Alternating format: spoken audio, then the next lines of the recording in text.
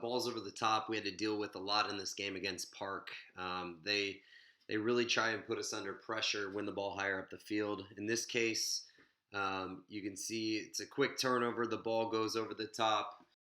The first thing to really consider is our spacing between ourselves and our center backs, or the players chasing down the ball. I thought the goalkeeper here did a really great job with the spacing.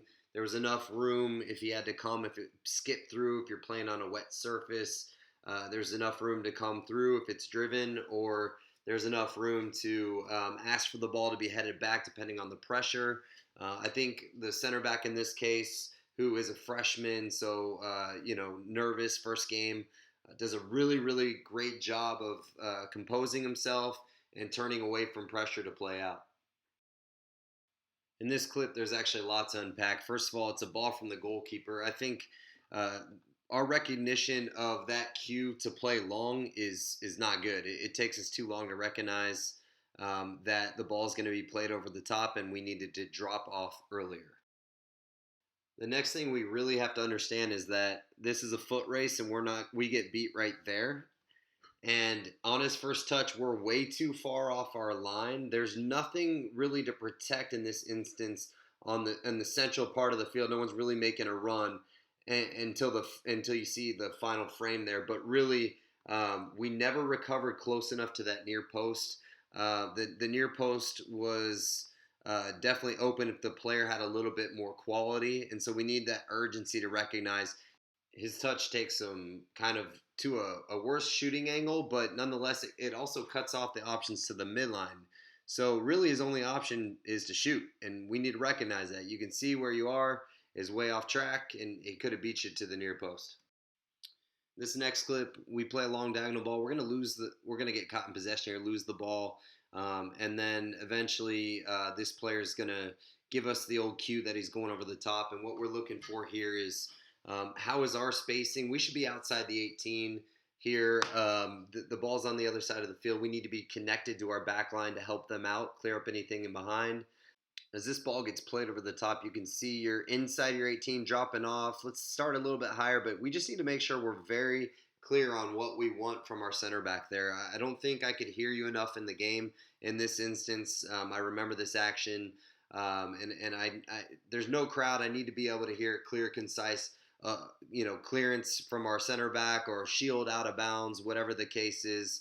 I think our center back here does a good job, plays it safe, and doesn't give anything away. All right, this clip is going to drive me crazy. It's pretty much basic pressure cover balance stuff here. As this long ball gets played out, our left center back is gonna go up for a header. And when this happens, our right center back, our right back needs to be tucking in quickly, but our left back needs to be in behind covering as well. And what happens is the ball gets flicked through, and we're reactive at that point. Just absolutely basic stuff here that leads to an unnecessary shot on frame.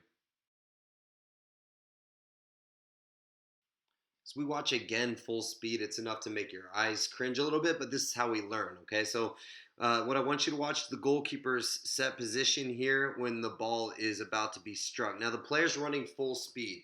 He does have an option to cut the ball back, but at that pace, at his body language, it's going to be very hard to find either of the back post runners. The near post is the more likely option, and we're not covering that near post quite enough. And also, we're not set on time when he does strike it. So two very important components. So we're chasing the game. It's late in the first half. We're down two. They're going to break our press here. And this ball is going to get served in at an angle here. And for me, starting position is really important here. We need to make sure that we're not necessarily on the ball line, but we're on a line that we can beat any runner to this ball in behind our backs. And then so we should be, around the PK spot here. As you can see, the goalkeeper coming to screen is just off, to the near side.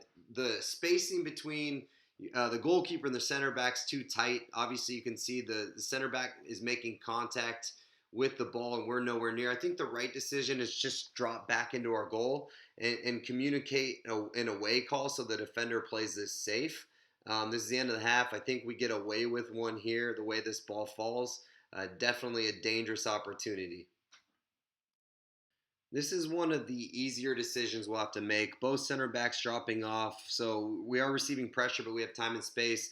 Goalkeeper does a good job of giving himself enough space to make a clean decision here. What we want to do as we receive this ball is make sure we have enough space, but also make sure both center backs open up and the six comes underneath here. I think our right center back here could open up a little bit.